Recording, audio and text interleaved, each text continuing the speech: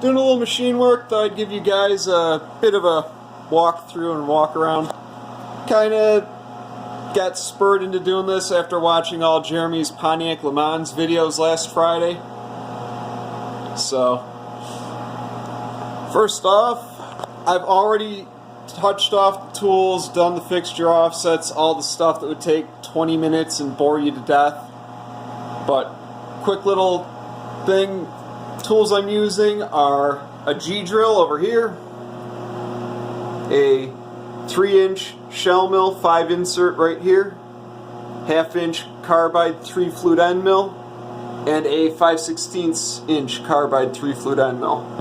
Piece of stock is 1-inch 6061 T6 aluminum, a little battered, but for what it's going to make, doesn't really matter. It's going to be faced off about 3 inches by 6, give or take. I've already done my touch off, so I know it's going to work there. Now, what I need to do, pull in the program, because I erased the old one, put in a new one that doesn't have all the optional stops and all the other stuff going on in it. Make it a little easier so I don't have to go and keep pausing. So, to load program. Let's see, enter next command, TA, 1, 2, enter. Now we go off to mission control. I'm using Inventor HSM, and then the part I'm making is the jackshaft, well, CV shaft protection tube end that bolts into the adapter plate.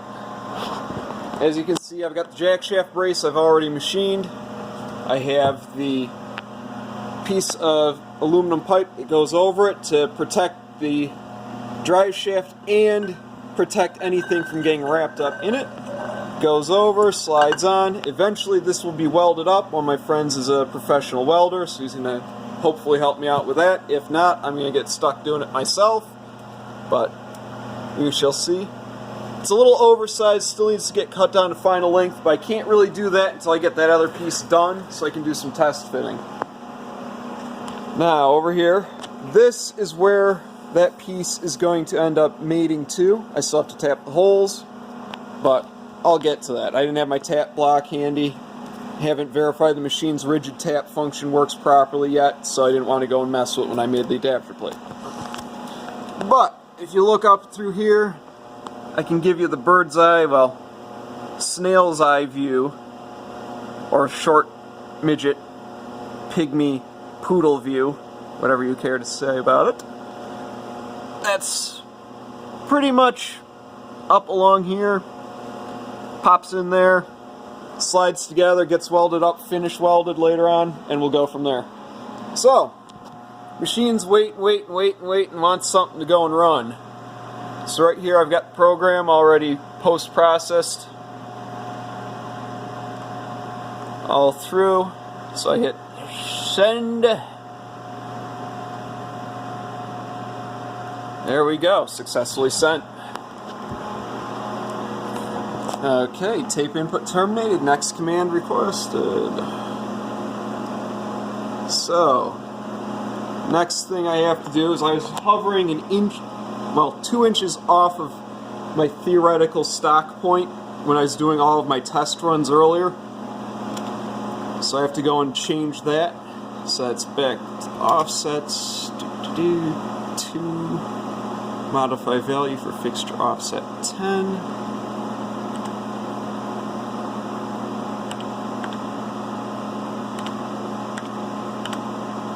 -2 point. Always remember your decimal points. I do not want to explain how I know that. Wasn't on this machine, was on another machine when I was in college. Didn't break anything on the machine except for a very expensive tool touch-off unit. My lab fee was working overtime that semester. Alright, we accept the changes. Up through. And now let's do a verify of the program to make sure that it is the one I want. Always a good idea to do this. So we go into the program edit page, graphics. We're in isometric view already. So we're going to go and do a auto redraw and see how she goes.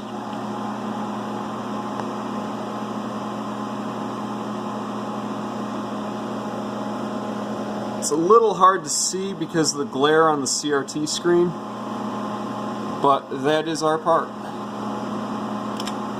Let's see if I can zoom that in.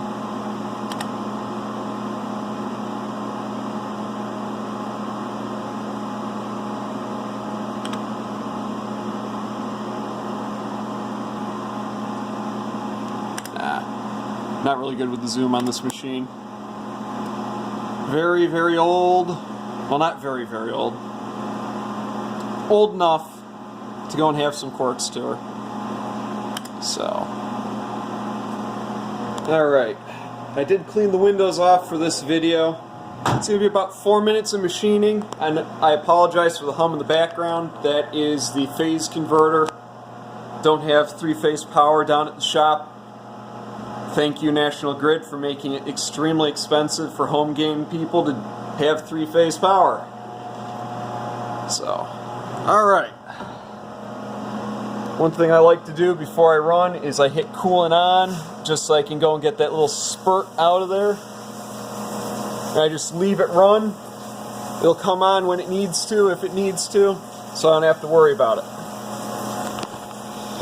Alright. Auto,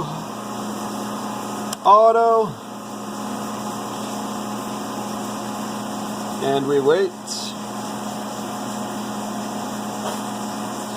Okay, she's waiting for me to hit start. Now, I am going to be palming the slide hold button just in case something goes wrong. This is the first run cutting chips. Might have a little chatter, might have a little squeaking. I've ran these feeds and speeds before, so we should be alright. But anything can happen. This is as close to ad-lib as I've been in a while for videos or documentation. I'm a little nervous to hit this button.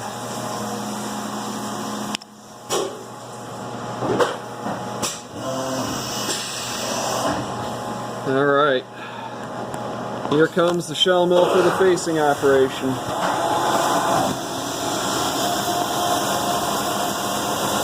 Alright, a little hard to see. There's a bit of a better vantage point. Okay, so she's been faced. Should be popping over to the drill next to punch the 3 holes. Now this is going to be scary because this is going to come in pretty fast.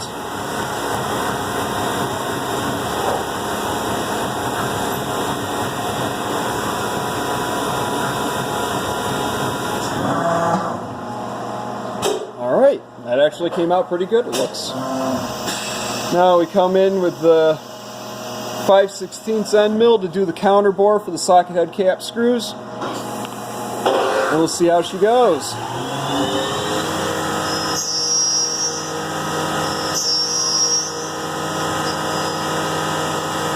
Little bit of singing there. Spindles at 10,000 RPM.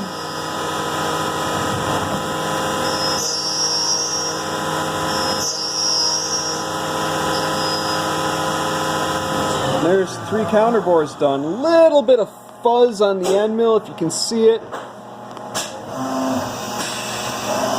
If I was doing more than 3 holes, I'd probably adjust the feeds and speeds to get rid of that fuzz. And now we've got the outer contour. This is the fun one.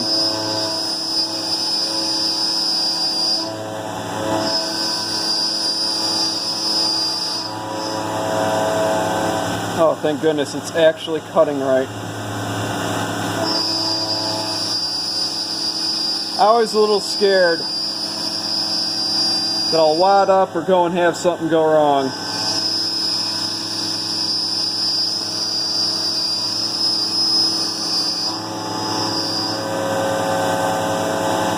Alright, she should be coming around for the finish pass. Alright. There we go with the bore for the center.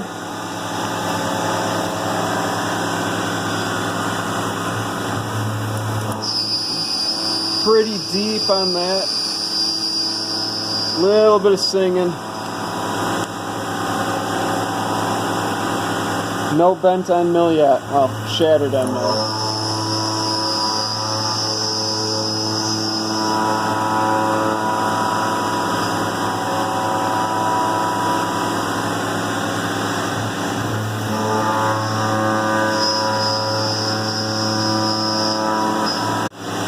Oh, you dirty little skunk. The camera decided to go and stop recording.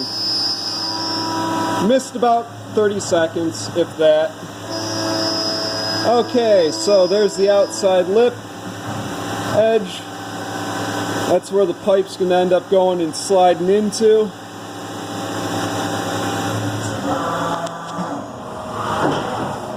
And there we are. Done.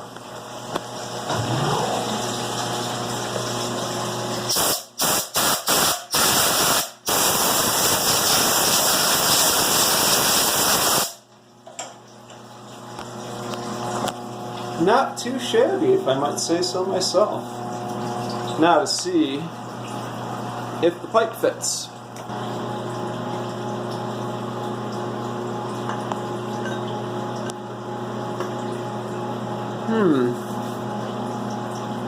We have an issue. Alright. Well, I shall fix that and we will come back. I did a little deburring on the end of the tube. It's just rough cut from the supplier. Still no fit. Grabbed the mic, well, not mics, grabbed the calipers, measured 1.654 inches diameter. Found my issue. I had 1.65 inches or 41.9 millimeters. 4 thousandths press fit is a bit much for this application, so I'm going to go and change that to 1.654. Finish the sketch. Model's updated. Cam is updated. Going to generate the cam. Last toolpath is that 2D pocket. Now what I'm going to do is I'm going to post-process this. I'm going to manually change the program number to 8102 so that I can go and just post that operation. 8102, save. And there we go. I have 8102.nc. Now I go and I replace the footer that HSM puts in the end of this because I really don't trust it. I wrote my own little code for Fidel Format 2 that I trust a little bit more for canceling. So there we go. 8102 is programmed, saved. Now let's go back over to the machine. She's sitting pretty waiting. TA, 1, 2. So the TA is for tape, 1 is for format, 2 is for ignore any errors but tell you about them. I run that because serial can be a little bit of a pain, especially running through USB to serial converter. You see the machine under the laptop, that's actually my new NC machine. I'm going to get up and going as soon as I can go and find my copy of Windows 7 OEM. So, alright, hit the send, boing, done. Now, this is just the last operation that was done, so nothing else has been changed.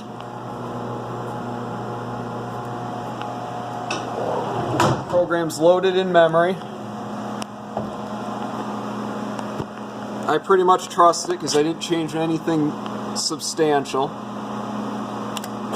I'm still going to do a graphical check just in case. I've been bit by weird things before. It takes like another 35 seconds if that.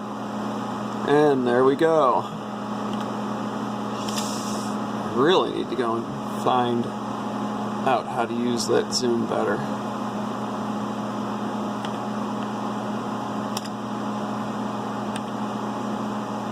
Okay, guess I just had to go into full table mode and then come back to auto. Learn something new every day. So that looks about right. Still got the rough pass and the finish pass in there. Let's hit auto. Auto.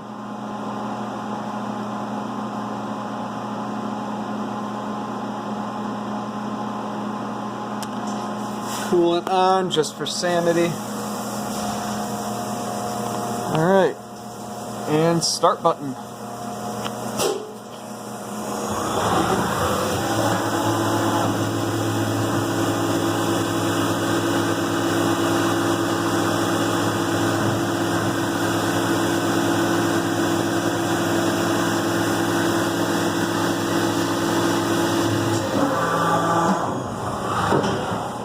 That footer I added in also puts in the table present.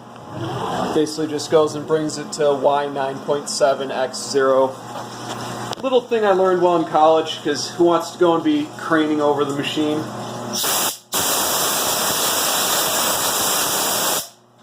Alright.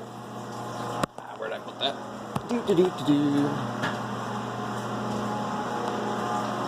Let's see, it's either going to be as wobbly as anything, or it's going to fit nice in. Alright. There we go, that's more of the press fit I was looking for. That should press on quite nicely, just like the one up here. When everything's done, then it can get welded on, and it will be finalized.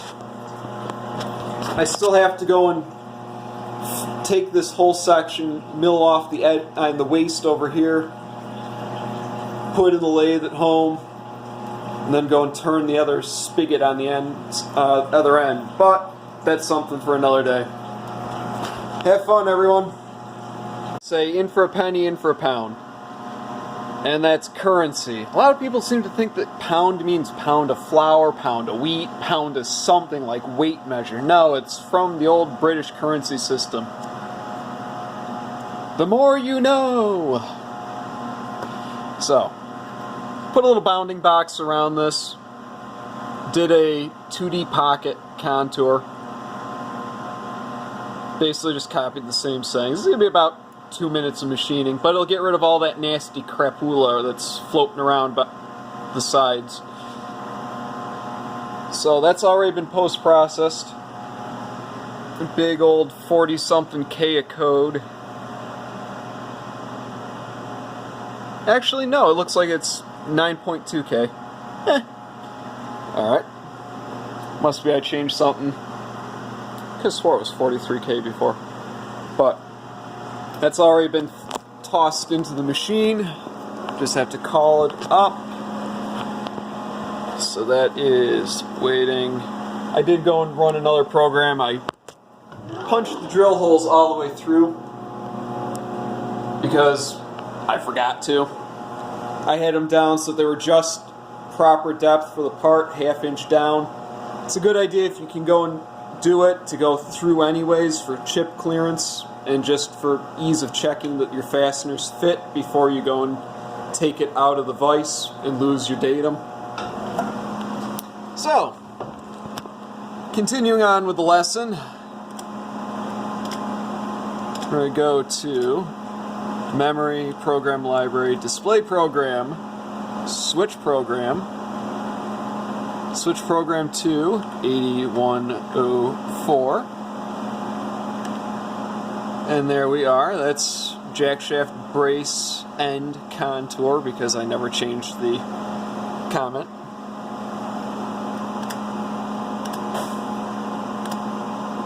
And there we are. Program is loaded, ready to go. So, this is untested. I don't know what it's going to do. So, rapid to 25%, feed rate to past 0 to negative something, well, that's actually just 0. The one annoying thing about the Fidels, at least these older ones, your feed rate and your spindle overrides are a linear potentiometer. So you don't have any real safety margin. You brush up against the panel and whoop, feed rate all the way at 150. Easy to do, especially if your shoulder's right about the same height as them. You can buy little, aluminum things that plop over and lock them in. I'm probably just going to go and machine my own because, well, if you have a CNC machine, why would you go and buy somebody else's chunk of 1/8 inch thick aluminum that's been already milled, unless they're a friend? So, yeah. Then again, if you're a company and you have like 40 of these on the shop floor, I could see going and buying one for $10 for each machine because it's an operational expense. I'm not a large company, so I'm going to make my own at some point. Tangents aside, let's have some fun. Okay. Auto.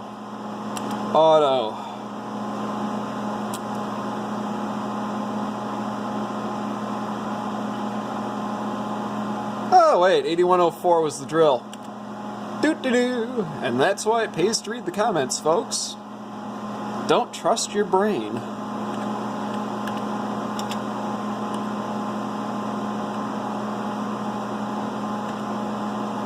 That would be 8103. There we go. Tool floor, 1/2 inch flat end mill. Depth of 1/2 inch. Now we got it. False start, but we should be firing on all rotor surfaces. Okay.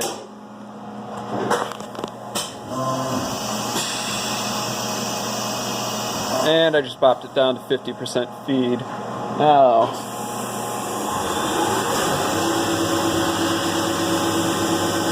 one other thing. Before I forget about this, since I know I'm only using one tool, I can go and adjust coolant lines to all fire at that end mill. Why, you might ask? Chip evacuation and coolant flow. Good thing to have. Now I'll close the door before I end up getting sprayed in the face. Had that happen at an old job. This stuff does not taste good. At all. Had to shower when I got home. Ugh. Luckily, I don't think I swallowed any. But, there might not be any, repercussions from it. Sorry, sense of humor's a little deranged. You'll get used to it. Alright, now, very important to turn spindle back on. Otherwise, she'll come right down and thunk, there goes a $73 end mill. Ask me how I know. Hey Paul, yeah, I blew an end mill up when I ended up making your adapter for the S2000. So, now you know. Alright, start button. Here we go.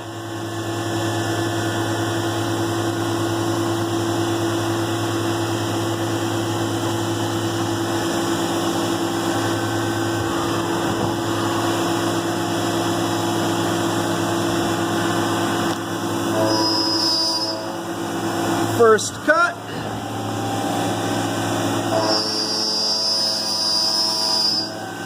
I really should have cleaned the window off before doing this.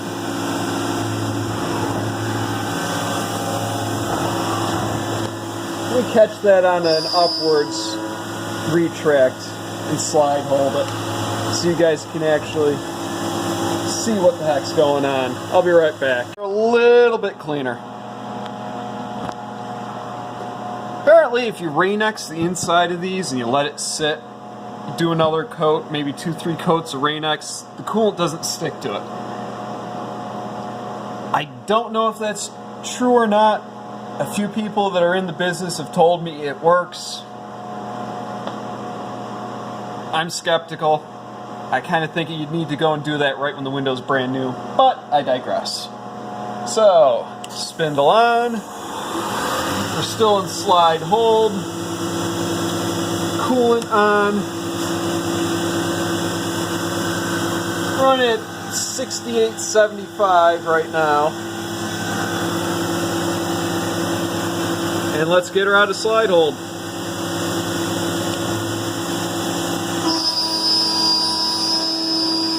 Taking off about 1/4 inch per.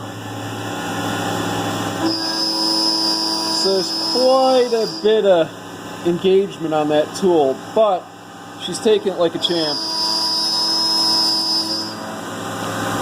Niagara 3 flute end mill, C330 series.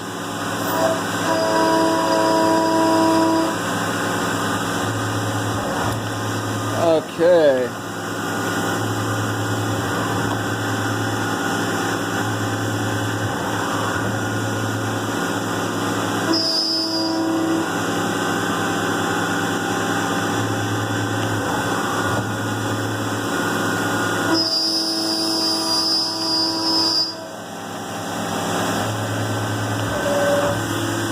I think my next thing I'm going to do is put a camera on the spindle.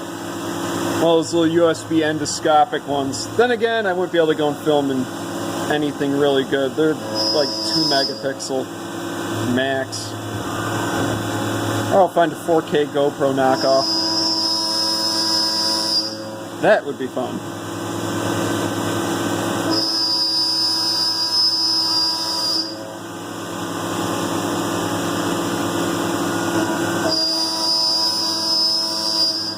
The thing is, the human brain can do some pretty good image processing and look through all of that slop on the window and still see something meaningful. Oh, hey, much better vantage point, and I find it right at the end of the machining cycle. Lordy, lordy, that was crazily fun. There we go.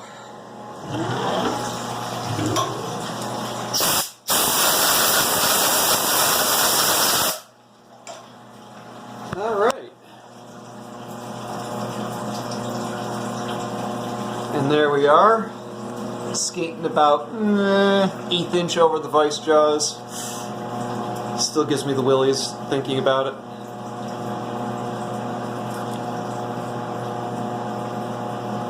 And there we go.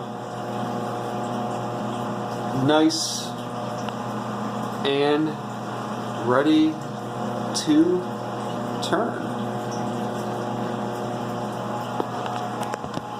Alright, well, thank you all for watching. Putting up with my corny jokes, weird sense of humor, and probably the worst shaky cam that you've seen in, well, since you went and saw a Michael Bay film. But, cheers! Yeah, back again. Curiosity got the better of me. I was packing everything up, shut the machine down, etc. I figured, why not go and tap those holes? Check to see if the screws fit, yada yada yada. So, M6 socket head cap. Fits great. Counterbore's 7mm deep. Everything's pretty much bang on within tolerance for what I set. I have enough stick out so I could, after I tap it and use this as the tap block, everything should just bolt right together. Well, let's see. Line that up, put that in there, do. Uh-oh, that's not supposed to happen. Yeah. So, little aside here. I actually, when I made this adapter plate in the original version of this part, I was going to put dowel pins in for anti-rotation. That was before I did some FEA and some other calculations and just looked at how it was going to be, and there should not be any torque on this, even though I was thinking of it as a torque tube. So, these holes right here in my original SolidWorks drawing, which I no longer have access to because I don't have a copy of SolidWorks anymore, I've been able to import stuff into Inventor, but, you know, you lose the feature tree, etc., etc. But, yeah, these were the dowel holes, 6mm reamed,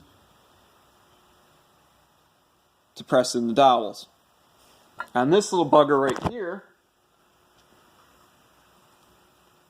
originally, there were supposed to be the 3 screw hole, or 3 counterbore through holes for the screws, and then over here, here, and here, there's supposed to be the receiving end for those dowels. Actually, no, this piece was supposed to have the dowels pressed into it. This was reamed for slip fit to slip in. I realized it would be a big pain in the rear. It wouldn't really do much in the, you know, more than the socket head cap screws clamping down. But, yeah. So, my options are pretty much, at this point, I've already machined this, so I can't go up to M8125 like I was, you know, planning. Okay, that would be the last resort. That would work great. No. Don't have enough clearance there to go and do the counterbore. But I might be able to go and get away with doing a cheeky little machining operation, turning this down a little bit more, and then just winging those off at the 7mm for that counterbore, and see if I can get a socket head cap screw to squeak in. The other option I got is I helicoiled the adapter plate, and that's a possibility. I gotta see how much 1/2-inch long helicoils for aluminum are. Probably more than I want to pay. The other option I got, get long enough socket head caps, let them go through, put a Nord lock or something similar on the back, and just forget about it. I mean, probably would be easier for disassembly then, because I wouldn't have to worry about these getting galled into the aluminum. But, you know what they say, live and learn.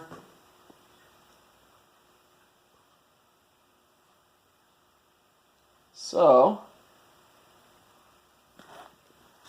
here's a quick shot of what that part originally looked like